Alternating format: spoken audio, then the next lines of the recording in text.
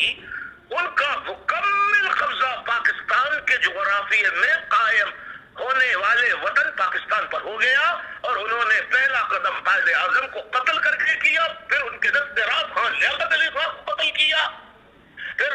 قائد اعظم کی ہمشیرہ بہن محترمہ فاطمہ جناح کو غدار قرار دے کر انہیں قتل کیا۔ اور جب قائد اعظم محترمہ فاطمہ جناح نے ایوب خان، فوجی ڈکٹیٹر ایوب خان کے خلاف الیکشن لڑا، اسی پنجاب کے اندر کتوں کے گلوں میں محترمہ فاطمہ جناح کی تختیاں کے پوسٹرز لگا کر گلیوں میں چھوڑ دیے گئے تھے، بالآخر انہیں بھی قتل کر دیا۔ نہ تو قائد اعظم کے قتل کا آج تک کسی کو پتا چلا، میں اپنے لیکچرز میں بتا چکا ہوں، آپ کو شاید یہ نہیں معلوم ہو،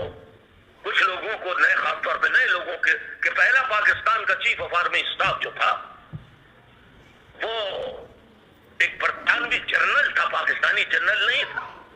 اس کی جرنیلی میں جو انہوں نے کام کیا، ظاہر ہے کہ جو برطانوی سلطنت کے قریب ہوں گے، اس طرح فوج میں 1-2% اشرافیہ کا طبقہ پیدا ہو گیا، جو 47 سے لے کر آج تک ملک کی قسمت کا مالک بنا ہوا ہے۔ عدلیہ اس کے قبضے میں، چھوٹی بڑی عدالتیں اس کے قبضے میں، پریس اس کے قبضے میں، سیاہ سفید کی وہ مالک بن چکی ہے۔ جب فوج نے آپریشن ہم پر کیا تو ہمیں کہا کہ یہ ہندوستان کے، یہ اندرا گاندھی کی، یہ ہندوؤں کی اولادیں ہیں، یہ ہندوستانی ہیں، یہ غدار ہیں، را کے ایجنٹ ہیں، یہ بھارتی ہیں، ان کی وفاداری مشکوک ہے۔ لیکن آج خدا کا کرنا دیکھیے کہ الطاف حسین کا کہا ہوا اور کہی ہوئی ایک ایک بات